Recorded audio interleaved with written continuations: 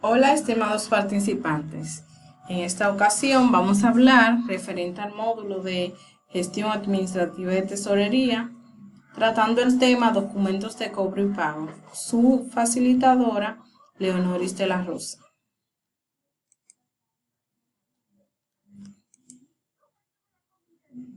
Quizás algunos de ustedes sepan lo que son los documentos de cobro y pago, pero vamos a ver más adelante, vamos a desglosar de manera detallada en qué consiste cada uno de ellos.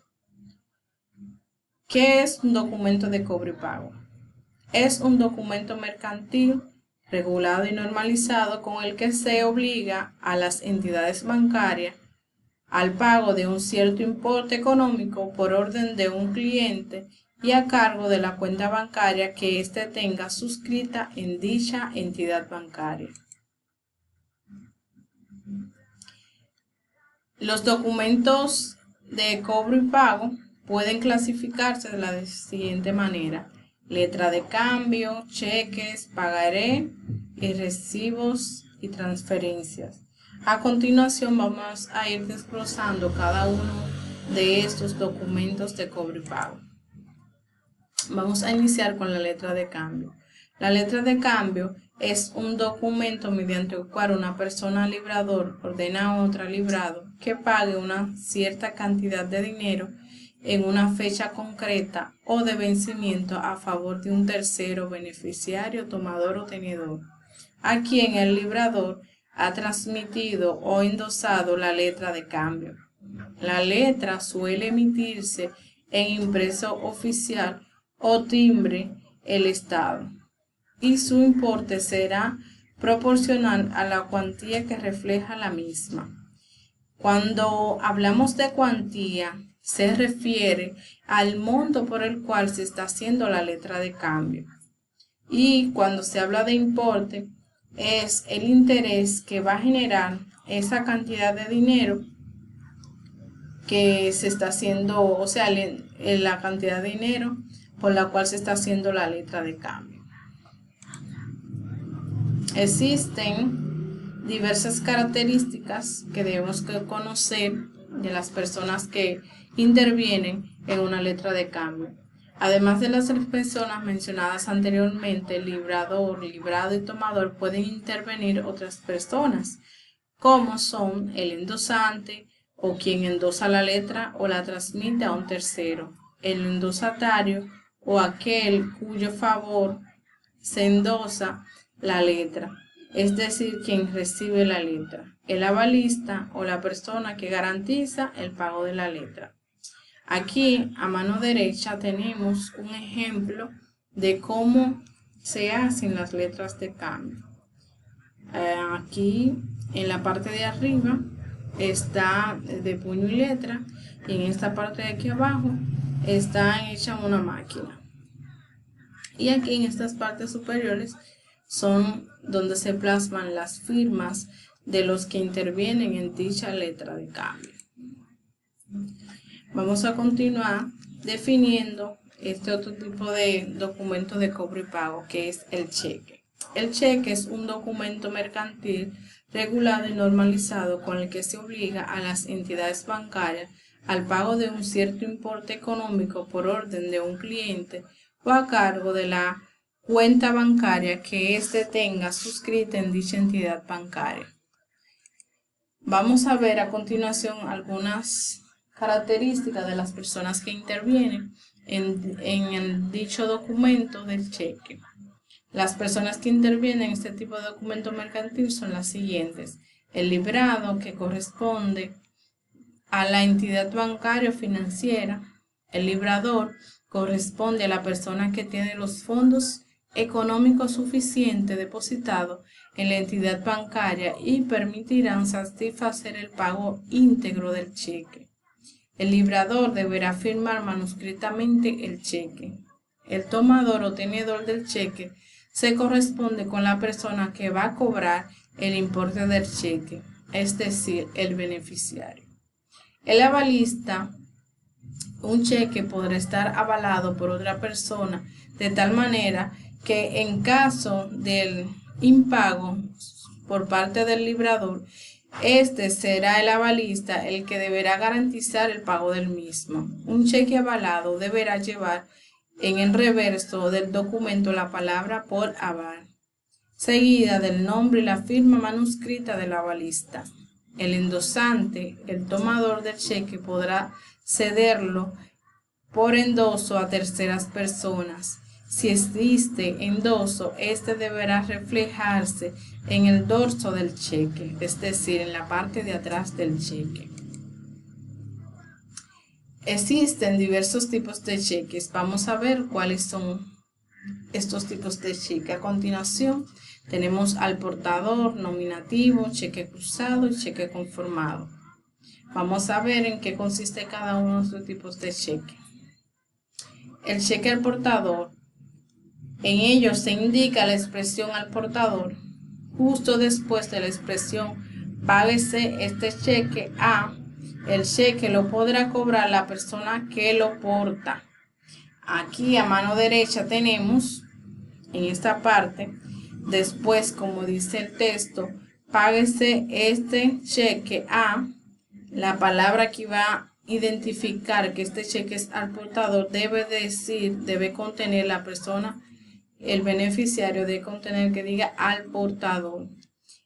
Tienen el cheque, tienen diversas características. Por ejemplo, debe tener la cantidad que se va a beneficiar en número, tanto en número como en letras.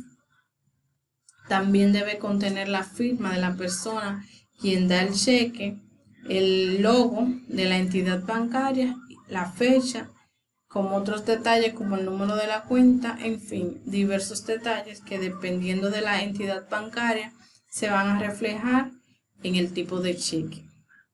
Vamos a continuar. El cheque nominativo. El beneficiario del importe del cheque será la persona física o jurídica que figura en el cheque. Es decir, como está en este ejemplo, a mano izquierda, tenemos que es un ejemplo de un cheque que la persona beneficiaria sería Juan Martínez López. Es decir, que los cheques nominativos se pone directamente el nombre de la persona quien será el beneficiario. Continuamos con el cheque cruzado. El cheque cruzado es el cheque al que se practican dos líneas paralelas y cruzadas para indicar que se deberá cobrar por medio de un banco, en cuyos reversos se han trazado dos barras paralelas para indicar que tiene que cobrarse por medio de un banco, es decir, que este cheque no podrá cobrarse en efectivo, sino que será ingresado en una cuenta bancaria. A mano derecha tenemos aquí un ejemplo de un cheque cruzado. Estos cheques se hacen igual que los demás anteriores, como hemos visto. Se le pone el nombre de la persona o entidad beneficiaria. La única diferencia es que van a tener estas dos líneas paralelas que identifican que el cheque es cruzado. Y una característica que los demás no poseen, que este tipo de cheque solamente será cobrado por una entidad bancaria.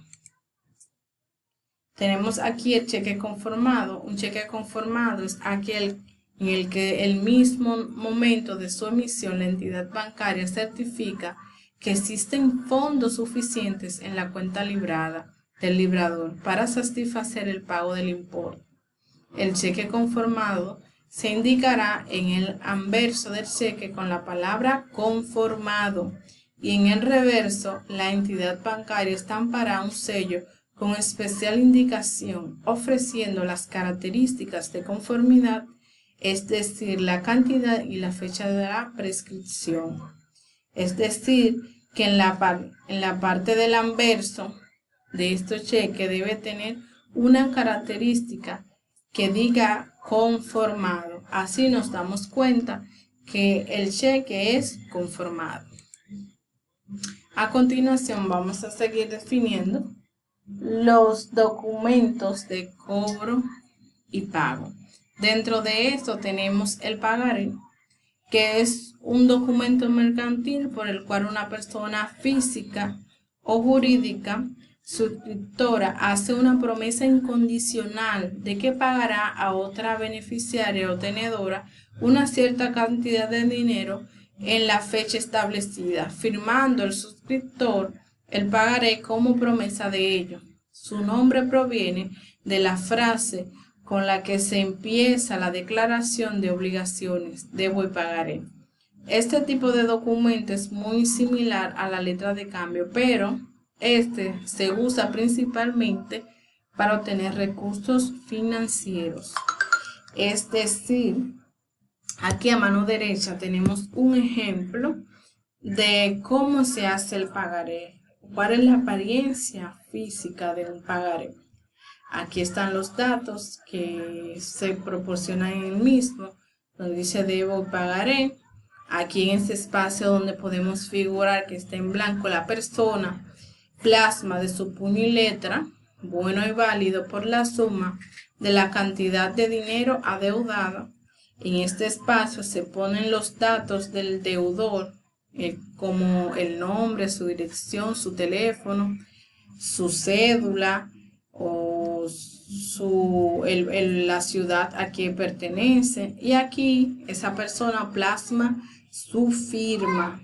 Entonces este documento lo guarda la persona a quien presta el dinero en la transacción. Vamos a continuar con el recibo. Cuando una persona física o jurídica o una empresa cobra una cierta cantidad de dinero de otra, lo primero que deberá extender al segundo un documento que acredite o justifique que se ha cobrado una cierta cantidad de dinero de otra por un determinado concepto. Aquí tenemos un ejemplo de un recibo. Como todos sabemos, después que uno hace una transacción en una entidad financiera por X cantidad de dinero, debemos de exigir un recibo. A eso es lo que se refiere este texto que acabamos de leer. Las características que debe tener un recibo es que diga aquí recibimos de, o sea, la persona que está haciendo el pago, a la importancia de, entonces se pone el monto aquí en números y en esta parte se pone en letra. Aquí donde dice referente se pone el concepto, o sea, de qué es ese dinero que se está recibiendo de esa persona. Y donde dice pago con cheque de banco, eso es si la persona lo está haciendo a través de un cheque. Si no lo hace, si lo hace en efectivo, esta parte aquí se obvia. Entonces aquí se pone la fecha y más abajo lo firma la persona quien recibe el dinero. Una característica de estos recibos es que aquí en esta parte debe de contener una secuencia. Como empresa, las empresas siempre tienen una secuencia y los recibos deben de contenerla. Más adelante, en otro video, les vamos a hablar referente a la secuencia de los documentos mercantiles. Esto es todo referente a los recibos manuales. En este caso tenemos un ejemplo, una descripción de los recibos que se hacen digitales. Los recibos deben contener la información necesaria para que tengan validez. Estos deberán disponer de un número que identifica al recibo, lo que les decía anteriormente. De la misma manera que los pedidos, abonos y facturas, del nombre de las personas físicas o jurídicas que pagan y el importe del mismo expresado en letras y en números, del concepto por el que se paga dicho importe, del lugar y la fecha en la que se expide el recibo, del nombre y la firma de la persona quien recibe el dinero, lo que le explicaba anteriormente. Mira, aquí tenemos un recibo, ese se hace ya en un sistema, una base de datos. Y así es la apariencia del recibo.